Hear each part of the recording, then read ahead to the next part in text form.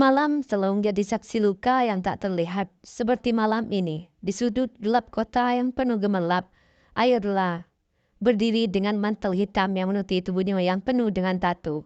Di wajahnya tersirat bekas luka yang tak hanya meninggalkan tanda fisik, tapi juga menggores jiwanya.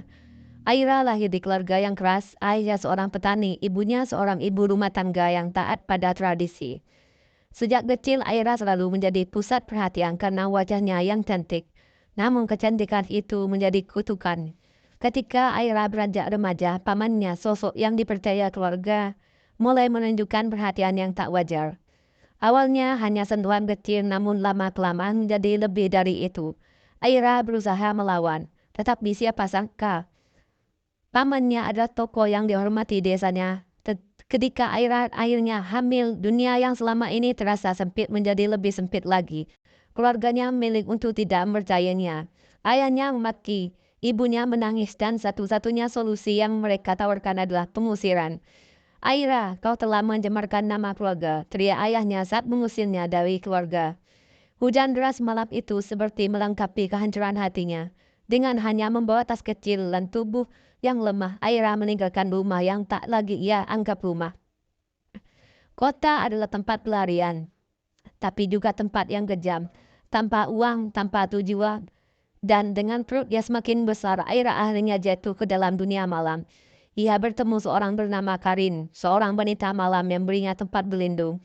Ketika dunia sudah membencimu, kenapa kau harus peduli dengan apa yang mereka pikirkan? Ucap Karin suatu malam, sambil menyerahkan sebatang rokok. Aira menolak, tapi ia tahu bahwa kata-kata Karin ada benarnya. Dengan tubuhnya yang penuh tato, simbol luka kemarahan dan kebebasan, Aira menjajakan diri sebagai lampu-lampu neon. Setiap malam adalah perjuangan. Bukan hanya melawan dinginnya udara, tetapi juga melawan kebencian pada dirinya sendiri. Namun di balik senyuman yang dipaksakan ada cinta yang ia simpan untuk anaknya ia kandung. Saat anaknya lahir, Aira merasakan secerah harapan. Bayi laki-laki itu adalah satu-satunya alasan ia terus bertahan. Ia memberinya nama Raka, yang berarti cahaya, tapi kehidupan yang tak pernah semudah itu merawat anak sambil bekerja di jalan adalah perjuangan yang membuatnya semakin kehilangan dirinya. Suatu malam, saat Aira menatap anaknya yang tidur pulas di jam kecil, ia menyadari sesuatu, hidupnya semakin hancur, tetapi ia tidak akan membiarkan anaknya tumbuh dalam dunia yang gelap seperti yang ia jalani. Dengan air mata yang mengalir, ia memutuskan untuk berubah. Perlahan Aira mulai menatap hidupnya. Ia meninggalkan dunia malam dan bekerja sebagai pelayan di sebuah kafe kecil. Meski upahnya sedikit, ia merasa lebih bebas. Tatonya masih membuat orang memandangnya aneh. Tapi ia belajar untuk tidak peduli. Dalam kesendiriannya, ia menulis buku tentang hidupnya, tentang bagaimana ia jatuh.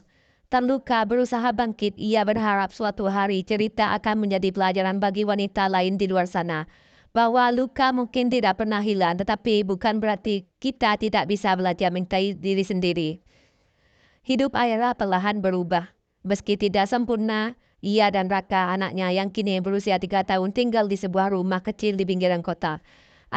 Aira masih bekerja di kafe. Dan meski lelah, ia merasa hidupnya lebih tenang. Tapi ketenangan itu tidak berlangsung lama. Suatu sore saat ia sedang membersihkan meja di kafe, seorang pria datang. Wajah itu yang sudah lama ia coba lupakan. Berdiri di hadapannya, pamannya. Wajahnya tampak sedikit tua, tapi sorot matanya masih sama, penuh manipulasi dan kekuasaan. Aira, ucapnya dengan nada lembut tapi dingin. Aira terdiam, tubuhnya gemetar, bayangan masa lalu menyerbu pikirannya, membuatnya sulit bernapas. Ia mundur beberapa langkah mencoba menjauh, tapi pria itu hanya tersenyum. Aku hanya ingin berbicara. Aku tahu aku salah. Aku datang untuk meminta maaf dan menebus kesalahan. Aira ingin berteriak, ingin mengusirnya, tapi ada rasa takut yang mengakar kuat dalam dirinya.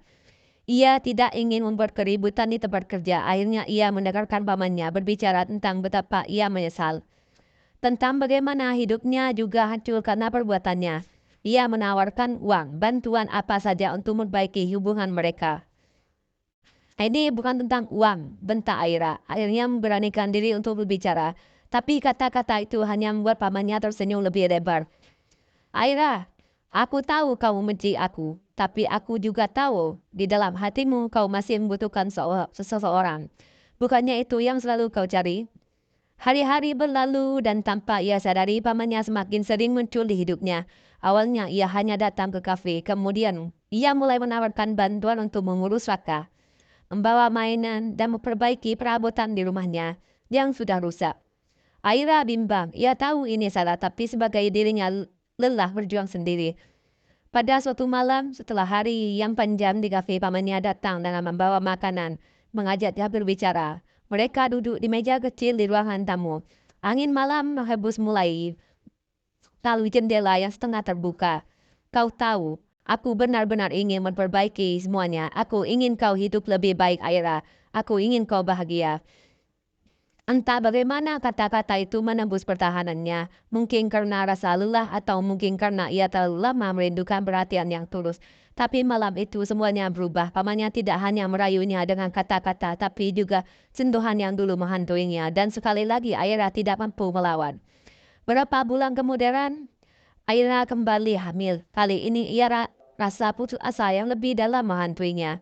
Ia tidak tahu harus bagaimana. Ia merasa terjebak dalam lingkaran setan yang tidak pernah berakhir. Pamannya masih sering datang, tapi kali ini ia lebih mengontrol hidupnya. Kau milikku, Aira. Tidak ada yang bisa mengambilmu dariku, bisiknya suatu malam. Kata-kata itu membuat Aira merasa lebih seperti barang daripada manusia. Raka yang masih terlalu kecil untuk memahami apa yang terjadi sering bertanya, "Ibu, siapa pria itu? Kenapa dia selalu di sini?" Aira hanya bisa menjawab dengan senyum palsu, tapi dalam hatinya ia tahu ini tidak bisa terus berlanjut. Ia tidak ingin anak-anaknya tumbuh dalam lingkungan seperti ia dulu lagi.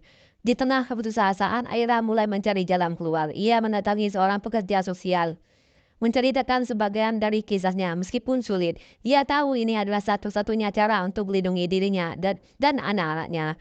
"Aku ingin keluar dari ini, aku ingin hidupku kembali," katanya dengan air mata yang mengalir deras. Perjalanan untuk melepaskan diri dari bayang-bayang pamannya tidak akan mudah. Tapi Aira sudah memutuskan ia tidak akan membiarkan dirinya terus menjadi korban. Untuk pertama kalinya ia merasa ada harapan meski kecil, tapi cukup untuk membuatnya bertahan dari semua yang sudah terjadi di hidupnya Aira.